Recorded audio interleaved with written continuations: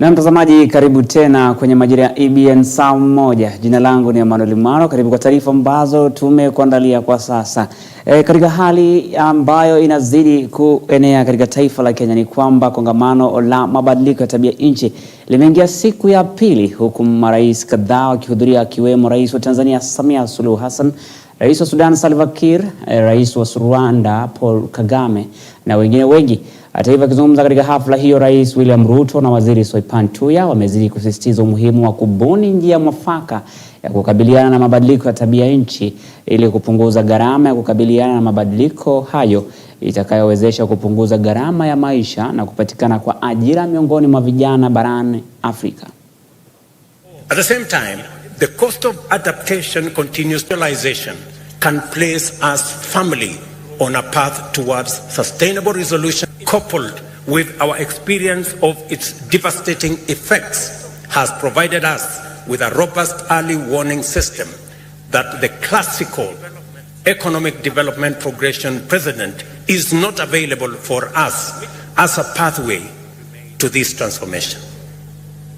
As Africans, we are strongly persuaded that not only is it urgent for us to execute an audacious leapfrogging of the traditional developmental pathway to industrialization, but urgent ecological imperatives also dictate that we must go green first before industrializing, and not vice versa. African countries are making every available effort to deal with the vagaries of climate change.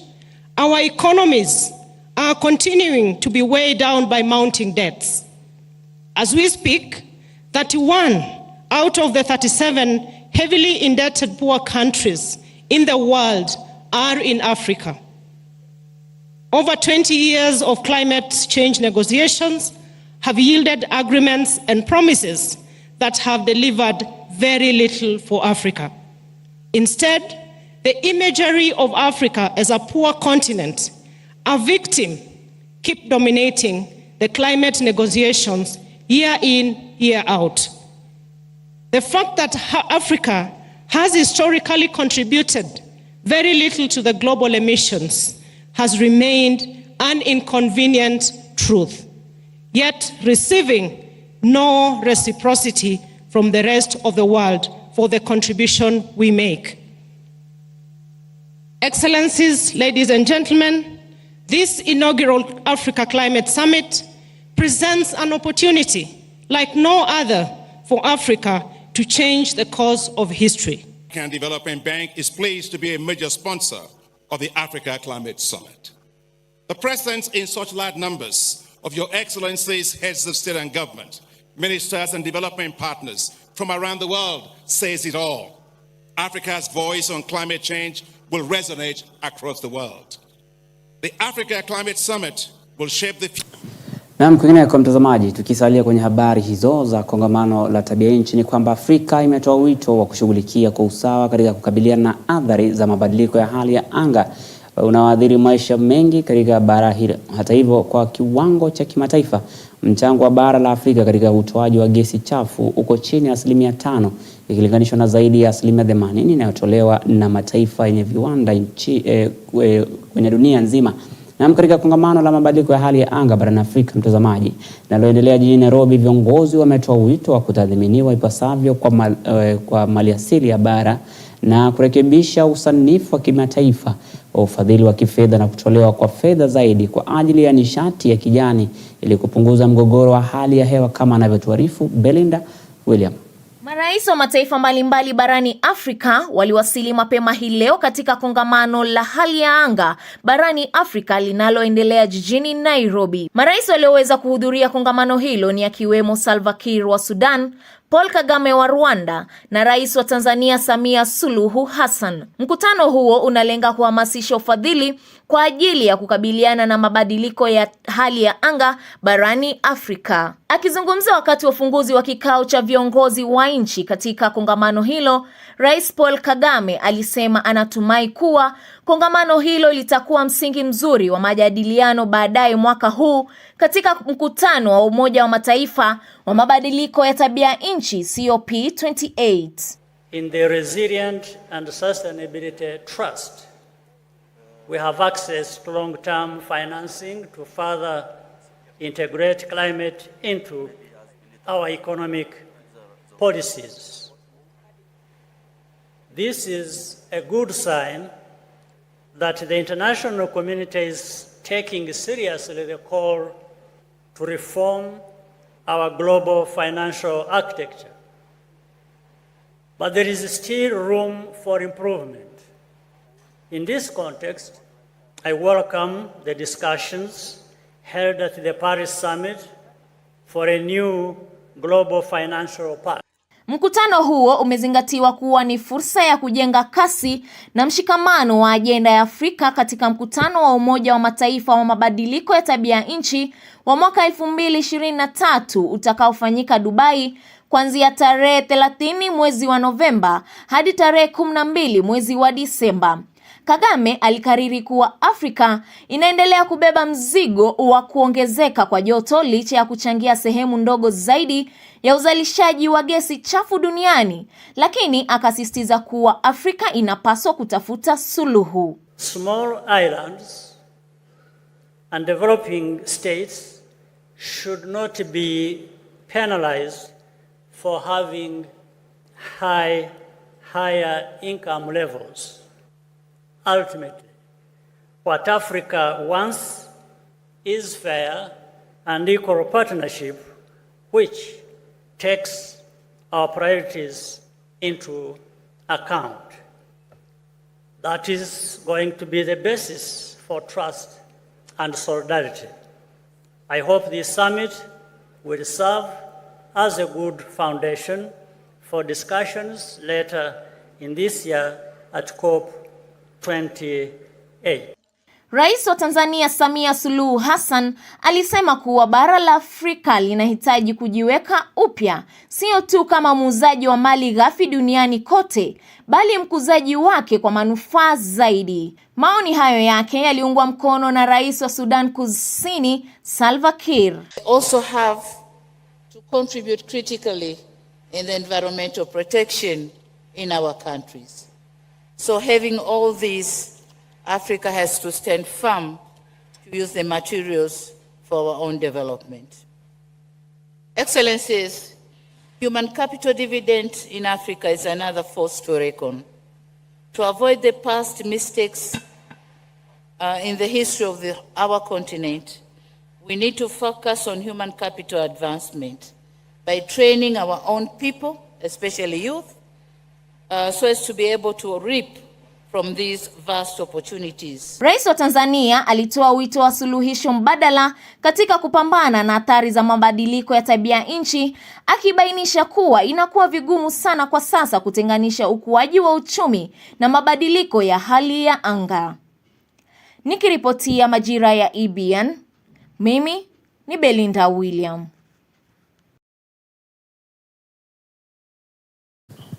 Asante kwa ripoti hilo Belinda William. Na tukisonga mbele mtazamaji, mke wa naibu rais Dorcas Rigathi amesema kuwa wanawake ndio watakaoongoza katika hatua za kukabiliana na athari za mabadiliko ya hali ya anga.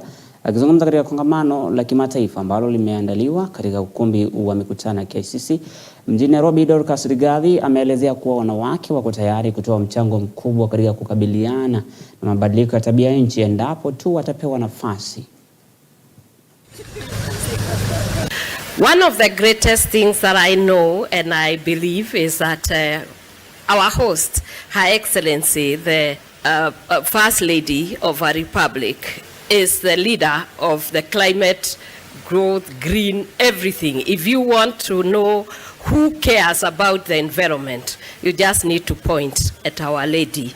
And I'm so glad that I'm living in a country where climate change and climate actions are going to see another dispensation. I want to say this to the world. I think mothers and women are going to be the leaders in this climate change and climate action.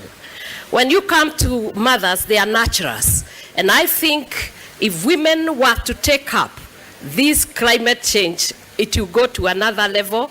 The reason is that they constitute the greatest percentage of the people that actually care about the environment, the forests, and even when we come to literacy, mothers are some of the people who teach their children. And I believe that when we as mothers and women take up this action, we will start it from cradle when we give our birth to our babies and when we are bringing up. Na mtazamaji, tukisonga mbele na habari zingine ni kwamba Kenya ikiwa mwenyeji wa kongamano la hali ya anga barani Afrika, sekta ya uchukuzi katika kaunti ya Mombasa imekumbatia mfumo wa uchukuzi wa kutumia nguvu za umeme ili kukabiliana na moshi wa carbon unaochafua mazingira utokanao na magari yanayotumiwa mafuta ya petroli na diseli. Mfumo huo wa uchukuzi ambao umeanza kushika kasi katika uchukuzi wa tuktuk na pikipiki umepokelewa vyema na wasimamizi wa miungano hiyo na kutaja kama utakaoimarisha mazingira na kuwapa faida madereva. Wakiongozwa na Wycliffe Mwale, mwenyekiti wa muungano wa tuktuk Mombasa, Benjamin Jumo, wameshinikiza kupatikana kwa urahisi wa vipuri ama sehemu za tuktuk hizo sawia na kujengewa na viwanda vya kuziunda humo nchini. Tuktuk zinazotumia nguvu za umeme zipo na uwezo wa kusafiri kilomita 120 bila kuweza kuchaji betri. Hata hivyo, huku kujaa ikichukua masaa 4 kujaza nguzo hizo za umeme. Pesa nilikuwa natumia kujaza mafuta ilikuwa pesa nyingi sana kwa siku. Sometimes hata unapata dereva anaweza enda kakwamia kwa barabara kukosa mafuta. Lakini juu hii hakuna mafuta yote tunashughulika nayo, inakuwa faida imepanda juu kiasi. Na ni kitu mzuri sana ziongezeke kwa soko, ili nayo hata bei ya vitu zingine kama batteries zikuwe nyingi, na at least ziwe kuna battery ambayo inaweza enda muda mrefu kiasi. Otherwise hii kwangu iko na faida kubwa, hata kwa madereva wengi itakuwa faida kubwa, especially watu wale kule mashinani ambao kuna stima lakini petroli kule ni shida. Hii ndio na iko na nguvu, kuna nguvu ya kubeba mizigo, kuna nguvu ya kubeba abiria. Hata ukiangalia ndani inaweza kaa abiria 4, ni kubwa kidogo hata kuliko ile nyingine. Inaweza kaa abiria 4 na zile zingine 3. Unatarajia urudi nyumbani na kitu.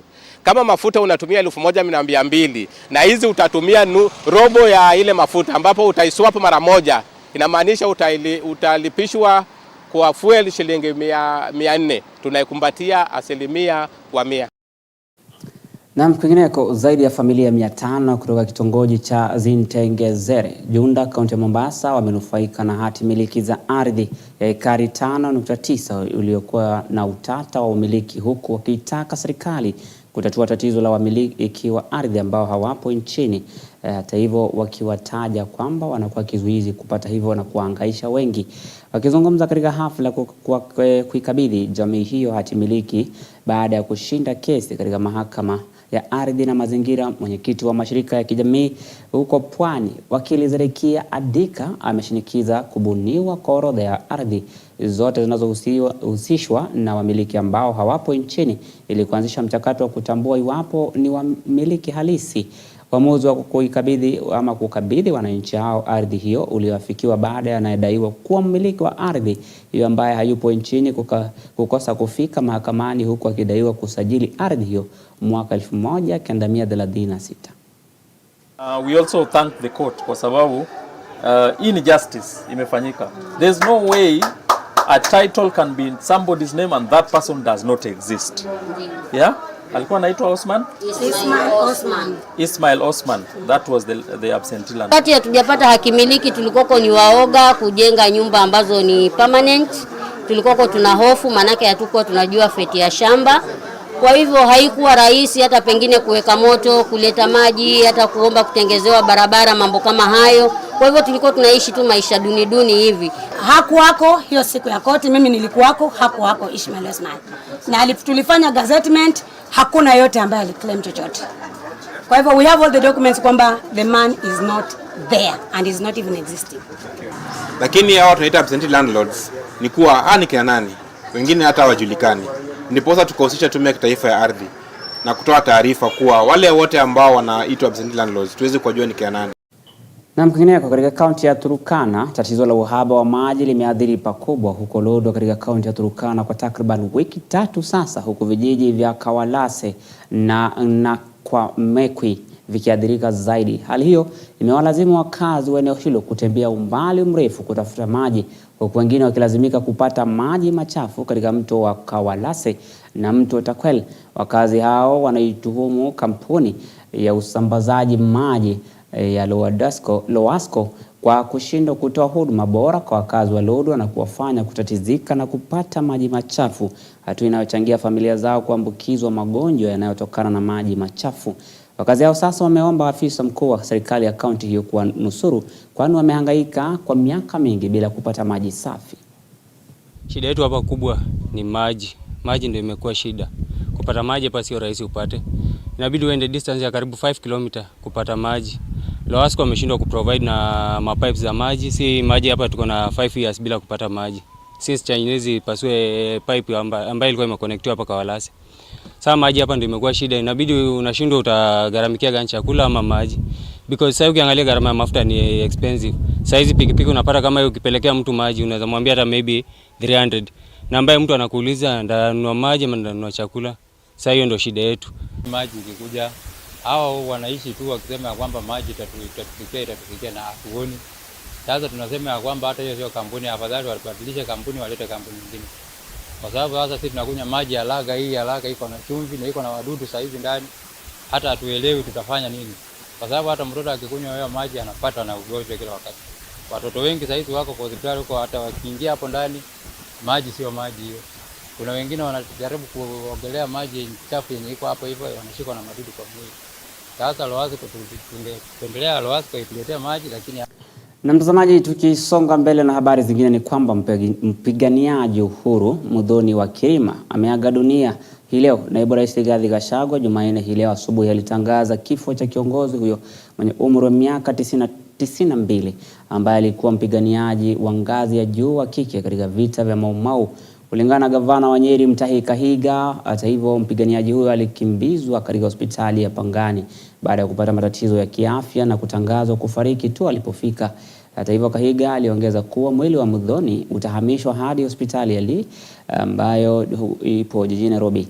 Hata hivyo Muthoni wa Kirima aliyezaliwa mwaka 1931 ni mpiganiaji kunradhi wa ngazi ya juu wa wanawake aliyestaafu katika jeshi la ardhi na uhuru la Kenya la Mau Mau katika miaka ya 1950.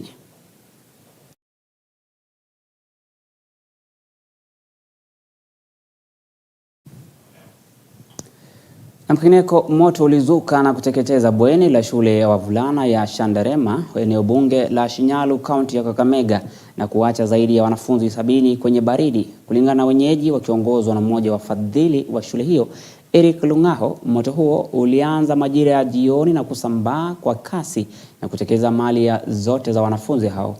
Mwalimu mkuu wa shule hiyo Simon Wazenga ameeleza kuwa moto huo ulizuka wakati wakiwa darasani na chanzo cha moto huo bado hakijajulikana, kwani wameshaanza uchunguzi. Kwa mkasa ambao uliweza kutokea karibu mwendo wa saa 9 alasiri leo, moto ambao ulitokea katika dormitory moja katika hii shule. Nataka ni appeal kwa wanafunzi pamoja na the entire school community kuendelea kuwa watulivu, maana kuna investigative agencies ambao wako shuleni saa hizi ambao wanajaribu kuchunguza ili tukaweza kujua chanzo cha hiki moto ilitokana na wapi. Tungetaka ku appeal kwa wale ambao wahisani ambao wanaweza jitokeza kusaidia wanafunzi ambao wameweza kuathirika. Hiyo dorm ilikuwa na wanafunzi karibu 68 na vitu zao zote, hakuna kitu iliokolewa kutoka katika hiyo dorm, ziliweza kuungua zote. Kwa sababu wanafunzi wengi ambao wameathirika na janga la moto ambalo limefanyika siku ya leo. So naomba pamoja hata na Wizara ya Elimu ikiongozwa na Waziri Ezekiel Machogu muingilie kati. Tunaomba usaidizi wenu, mkuje msaidie hii shule yetu ya Shandarema. Juzi tumesherekea, hasa leo tena tunaomboleza vitu vya wanafunzi vimeungua. Hata hiyo dormitory tunaomba serikali iweze kutujengea dormitory mzuri. Na kwingineko, mtu mmoja amenusurika kwenye ajali mbaya baada ya gari la Probox aina ya Probox lililokuwa likisafirisha nyama haramu ya punda kuhusika katika ajali mbaya katika barabara kuu ya Mtarakwa Mayumahiu mapema leo. Haya ni kwa mjibu wa naibu kamanda wa polisi Paul Yator, huko aliyesema kuwa jamaa aliyenusurika kifo ni dereva wa gari la aina hilo na sasa anapokea matibabu katika hospitali ya Taigon chini ya ulinzi wa maafisa wa polisi. Aidha, Yator alisema wanazidi kushika doria ili kukabiliana na wale wote wanaofanya biashara haramu, huku akitaja maeneo ya Ndeia, Kikuyu na Mayumahiu kwa kuongoza kwa mauaji ya punda, huku biashara ya nyama ya punda ikikita kambi na kukita mizizi na wahusika kucheza mchezo huo wa paka na panya na maafisa usalama.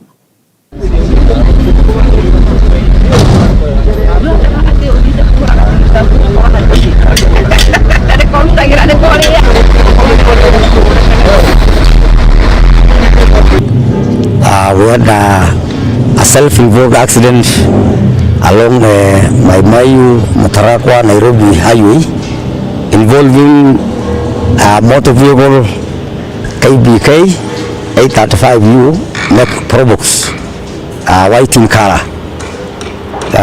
It was traveling towards Nairobi. Ikapata ajali, self-involved accident where it rolled over the road na ika-injure one occupant ambaye we suspect to be the driver, who is now hospitalized in Tigoni Hospital, being guarded, pending investigation. Finally, it will be arraigned before court, and we have several cases pending before court in relation to this meat which is suspected to be highly tangy meat. Iko makezi, iko Kikuyu sub-county, iko makezi, iko Ndeia, hata Lari ako na makezi ya hizo maneno ya kuchinja punda na haijakuwa inspected na mtu ya veterinary. Hata Ndeia wako na tukezi kadhaa, so tunafuata. Na mtazamaji, kwingineko, kijiji cha Kamahohu huko Wandubi, jimbo la Tetu katika kaunti ya Nyeri kimetawaliwa na huzuni na majonzi baada ya msichana wa umri wa miaka 19 kupatikana kubakwa, kuuawa na mwili wake kutupwa kwenye shamba la nyasi. Peris Nyaguthi, mwanafunzi katika mafunzo ya ufundi wa Tetu, alionekana mara ya mwisho na mama yake siku ya Jumapili. Juhudi za kumfikia baadaye hazikuweza kuzaa matunda, huku mwili wake ukipatikana asubuhi na mapema na wakulima ambao walikuwa njiani kwenda kwenye mashamba yao ya majani chai. Polisi wamezindua uchunguzi wa kufuatilia kwa kuwashikilia wahusika ambao watakaopatikana kuhusiana na kisa hicho. Mimi nilimuona saa 10 kwa kienda huko Adobe, tukakutana, lakini mamake alikuwa hapo mbele. Nikamsalimia na nikamsalimia msichana. Alafu wakati nilisikia hiyo kisaga asubuhi, nikashangaa sana. She was a good girl, very social. She was a church goer. She was in the youth, and so that's why we condemn this act in the strongest term possible. Villagers, we have never seen such a thing around this area, and we hope that the government is going to help us so that we can get the person who has done this thing. Hata kwenda barabara tumesuka sana, hatujui kama wataweza kuenda mchana bila mtu. And we are calling upon the security agencies to ensure they beef up the security in this area. We are also calling upon the political leadership to ensure they install more security lights so that the security in this area can be restored. Na mtazamaji, tukisonga mbele kwenye kaunti ya Machakos ni kwamba gavana wa Machakos Wavinya Ndeti amesisitiza kuwa serikali yake ni ya usawa na haki, huku akikashifu propaganda za madai ya ubaguzi na mapendeleo na kuwa anawapa kazi watu kutoka jamii fulani, akisema kuwa madai hayo ni ya uvumi tu ili kumharibia jina. Wavinya Ndeti alikuwa akizungumza hayo katika baraza la ushiriki wa umma eneo la Mlolongo. Asante. Kwa jamani, nikipatiana kazi si lazima ni balance. Hii siasa ya watu kusema kwa sababu wao wamezoea kupatiwa kazi peke yao na wengine hata waliambiwa na mkubwa yao. maneno ya kuleta ukabila katika Machakos County, I am not interested and I'm not part of it. Tunaelewana? Tukae na nini? Na amani. Mtu akiapply kazi si atapata. Kwa hivyo watu wa Mavoko, mimi najua nyinyi ni wapenda amani. Hata ile maneno ilifanyikana hapa, tunajua hiyo haikutoka hapa. Si ndio? Ile maneno ilikuwa hapa, ilitoka hapa Mlolongo. Si tunajua kule ilikuwa imetoka. Oh yes, as we are very peaceful people here. Na sisi tusikuje kuletewa mashida na watu hapa. Watu wa Mavoko tunataka kukaa na nini? Na amani. Tuseme kila mtu atosheleke na ile nafasi alipewa na wananchi, na 2027 kama kuna kitu na tuwapatie nafasi kufanyia kazi. Ndio. Sababu sasa hakuna kule siku hapa katikati. Ni wakati wa kufanya nini? Kazi. Wafanye kule. Gavana huyu amesimamia headquarter, Mlolongo ndio headquarter ya nani? Na mkwingineko, mbunge wa Rarieda Otiende Amollo amekashifu vikali tukio la kinara wa upinzani Raila Odinga la kuhangaishwa na maafisa wa polisi wakati alipokuwa akihudhuria hafla ya maombi ya shukrani kaunti ya Narok siku ya Jumapili. Amollo amekashifu tukio hilo akisema kuwa wanaunga mkono mazungumzo ya maridhiano, lakini lazima pia Raila aheshimiwe. Haya yanajiri baada ya maafisa wa usalama kuzuia msafara wake, hali iliyolazimu kuegesha magari yao na kufanya majadiliano na maafisa hao wa polisi. Mbunge huyo amesisitiza kuwa tukio hilo halipaswi kufanyika tena na kuwa Raila ako na uhuru wa kuzuru eneo lolote humu nchini. What happened yesterday in Narok is quite unfortunate, and I want to tell the Republic that what happened yesterday is not consonant with the bipartisan talks.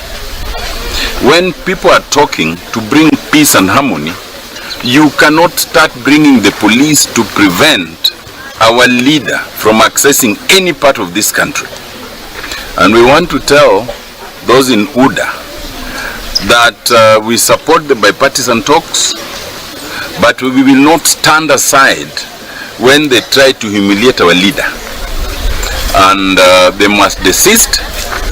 Raila Amollo Odinga can go anywhere in this country without let or hindrance. During his visit to Narok, I want to say categorically to tell the president that it is improper of him to try and use the police